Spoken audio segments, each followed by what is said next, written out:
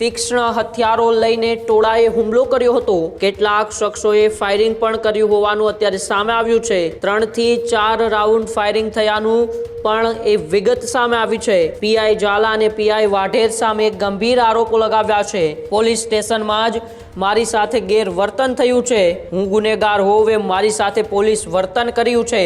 બે ગંભીર ગુનાના ગુનેગાર હતા 302 ના માથાભારે। એમાં એક હતો 2017માં મારા ભાઈ રમેશ કિશોરનું મર્ડર કરી નાખ્યું। વરનાજ વાઘા ભેગો હતો હુમલામાં અને એક નાના સંઘારના ભાઈનો દીકરો। 25 તારીખે આ બાજુથી અમારા ઘરે લગભગ 8 થી 10 ગાડીઓ લઈ આવ્યા અને હુમલો કર્યો। બંદૂકો પિસ્તોલ રિવોલ્વર એમાં પણ કાલ પટનામાં થયો। એમાં બંદૂકોના જે કારતૂસ આવી જ ગયા છે। ઓનલાઈન એફઆર મળી નહીં, ઓનલાઈન નથી મળતી। હું સામખિયાળી પીઆઈ કે ઝાલા સાહેબ છે, પીએસઆઈ વાઢેર સાહેબ છે, એમના કને ગયો તો પીએસ શોરૂમમાં કે સાહેબ તમે મને એફઆરની નકલ આપો। તો પીઆઈ ઝાલા સાહેબે કીધું તું શું કામ અહીંયા આવ્યો છો, રવાનો થાય અહીંયાથી, દોઢો થવા ના આવતો, એવો મારાથી વતન કર્યો। 307 ના 302 ના આરોપીઓને ઈ પીએસઓ રૂમમાં અને બાજુમાં ઓફિસમાં પંખા હેઠળ બેહાઈને બેઠા હતા કે રામજી કેસર મલકાજી ફરિયાદી છે, 307માં હું ફરિયાદી છું, મારા માટે ખોટી ફરિયાદ કરવા માંગે છે કે આને ફસાવો તમે। અને એ લોકો કાંઈ મારા માથે ખોટી ફરિયાદ કરે તો હું મારા 4 દીકરા, મારી માં અને મારા ઘરના દવા પીને મળી જાય, એની જવાબદારી પીઆઈ ઝાલા સાહેબ ને પીઆઈ વાઢેરની રહેશે, પીએસઆઈ વાઢેર સાહેબ રહેશે। હજુ સુધી તમે અમારી ચેનલને સબસ્ક્રાઇબ નથી કરી તો અત્યારે જ ન્યૂઝરૂમ ગુજરાતને સબસ્ક્રાઇબ કરો, ફેસબુક અને ઇન્સ્ટાગ્રામ પર ફોલો કરો।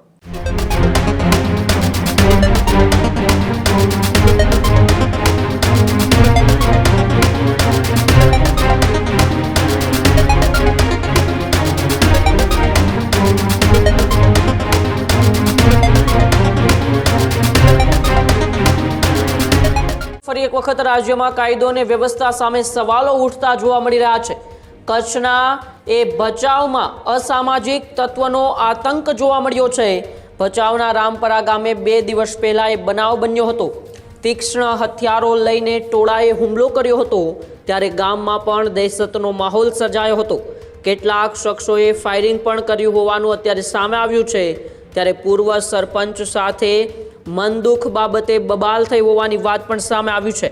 3 થી 4 રાઉન્ડ ફાયરિંગ થયાનું પણ એ વિગત સામે આવી છે। બનાવને લઈને ફરિયાદીએ પોલીસ સામે જ આકરા આક્ષેપો કર્યા છે। પીઆઈ ઝાલા અને પીઆઈ વાઢેર સામે ગંભીર આરોપો લગાવ્યા છે।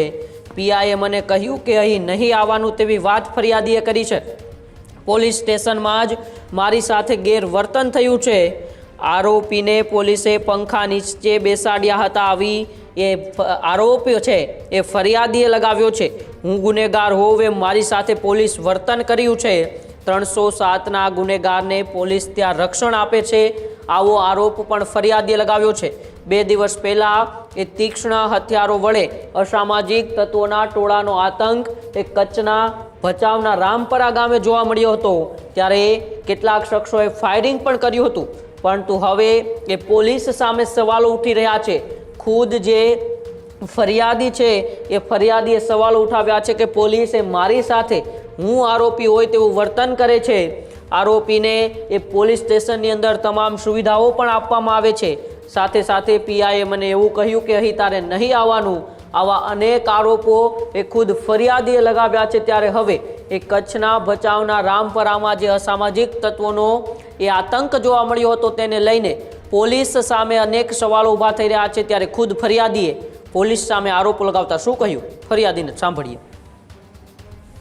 બનાવ બને તો 25 તારીખે રાતે 11:30 થી 12 વાગ્યાની વચ્ચે આ નારાયણ સંઘારની જેણા હતા લગભગ 30ની આસપાસ। એમાં 2 ગંભીર ગુનાના ગુનેગાર હતા 302 ના માથાભારે। એમાં એક હતો 2017માં મારા ભાઈ રમેશ કિશોરનું મર્ડર કરી નાખ્યું। વરનાજ વાઘા ભેગો હતો હુમલામાં અને એક નાના સંઘારના ભાઈનો દીકરો, એણે ખૂન કર્યો હતો શીખરામમાં અને એ સજા ભોગવી રહ્યો છે। એ 2માં ગંભીર ગુનેગાર હતા, બરોબર। અને 25 જણા બીજા નાના એના છોકરા કરણ વેરા અને વેરા ખીમા સંઘાર, બરોબર। 25 તારીખે આ બાજુથી અમારા ઘરે લગભગ 8 થી 10 ગાડીઓ લઈ આવ્યા અને હુમલો કર્યો। બંદૂકો પિસ્તોલ રિવોલ્વર એમાં પણ કાલ પટનામાં થયો। એમાં બંદૂકોના જે કારતૂસ આવી જ ગયા છે, જીવતા કારતૂસ આવ્યા છે, ખાલી ખોખા મળ્યા છે, બરોબર। અને લગભગ 25 થી 30 જણ હુમલો કર્યો હતો। એમાં અહીંયા કને ફાયરિંગનું નિશાન થઈ ગયો છે સરકારી ક્વાર્ટરમાં।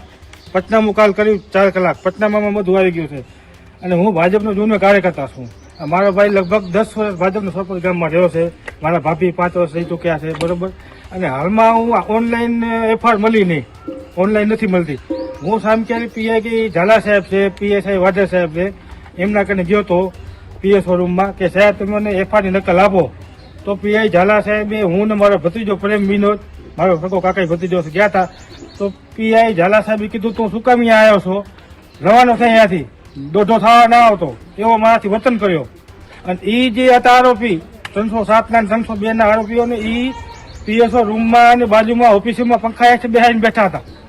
અને પીઆઈ ચેમ્બરમાંથી આવી અને મને દેખી કે ભેગા પીઆઈ ચેમ્બર ખોલી તમે સામખ્યા સીસીટીવી કેમેરા ચેક કરાવો. પીઆઈ ચેમ્બરમાંથી આવીને મને તગડ્યો જેવો હું જાણે ગુનેગાર હું.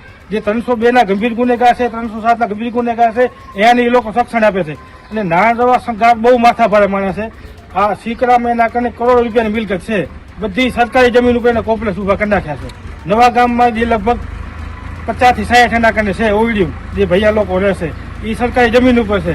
એટલે આપણી સરકાર કને એટલી નિવેદન છે કે અમને ન્યાય અપાવે. અમે ભાજપના જૂના કાર્યકર્તા છીએ, જમીનથી જોડેલા કાર્યકર્તા છીએ, કિસાન છીએ. અને મારો ભાઈ 10 વર્ષ સરપંચ છે ગામનો. હાલમાં અમારા ભાજપના સરપંચ છે ગામમાં, બરોબર.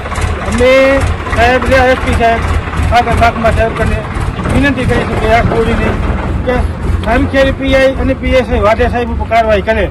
અને એ લોકો જે મને ગેરવતન કર્યું છે, અને હું કાલ બપોરે મારા ઉપર ખોટી લોકો ફરિયાદ કરવા માંગે છે કે રામજી કેસર મલકાજી ફરિયાદી છે, 307 નું હું ફરિયાદી છું, મારા માટે ખોટી ફરિયાદ કરવા માંગે છે કે આને ફસાવો તમે. અને એ લોકો કાંઈ મારા માથે ખોટી ફરિયાદ કરે તો હું મારા 4 દીકરા, મારી માં અને મારા ઘરના દવા પીને મળી જાય, એની જવાબદારી પીઆઈ ઝાલા સાહેબ ને પીઆઈ વાઢેરની રહેશે, પીએસઆઈ વાઢેર સાહેબ રહેશે. અને આપણે ગુજરાત રાજ્યના જે હર્ષસંઘવી સાહેબ છે ગૃહમંત્રી, એના કને 2 હાથ જોડીને મહેરબાની કે આ સાહેબ ઉપર પીઆઈ જે ઝાલા સાહેબ રહે અને પીએસઆઈ વાઢેર સાહેબ ઉપર કાયદેસર તાત્કાલિક કાર્યવાહી કરે. નકર હું કોઈ બી દવા પીને મળું કે ટૂંકો ખાઈને મળું, ટોટલ જવાબદારી પીઆઈ ઝાલા સાહેબની અને પીએસઆઈ વાઢેરની રહેશે. મારા અને ચેક કરો, હું કલાક પહેલા હું ગયો હતો કે સાહેબ નકલ આપો તમે મને. ઝઘડો કોઈ બાબતે નહીં. ઝઘડો આથી 2.5-3 વર્ષ પહેલા અમે જખદાદા મંદિરે અમારી સંઘા સમાજ મિટિંગ ભેગી થઈ હતી. એમાં મારા ભાઈને આખી સમાજ કહેતા હતા કે લગધીરભાઈને પ્રમુખ બનાવવાના છે. તો ના ભાઈ શું કીધું કે ભાઈ હું તો જીવતો છું ત્યાં સુધી તને પ્રમુખ નહીં બનવા દઉં, મારી નાખી પણ તને પ્રમુખ નહીં બનવા દઉં. એ મન દુઃખ, બાકી કોઈ વસ્તુ નહીં. અને એનો ધંધો છે. એમાં 302 ના 2 ગુનેગાર છે જે અમારા ઘર ઉપર હુમલો કર્યો, પિસ્તોલથી, રિવોલ્વરથી, જોતાથી, ધારિયા, કુવાડિયું, બંદૂકો ને અમારા 5 તો ગાડી ભાંગી નાખી છે ઘરની. બલેનો, i20, બ્રેઝા, સ્વિફ્ટ અને વેગનર.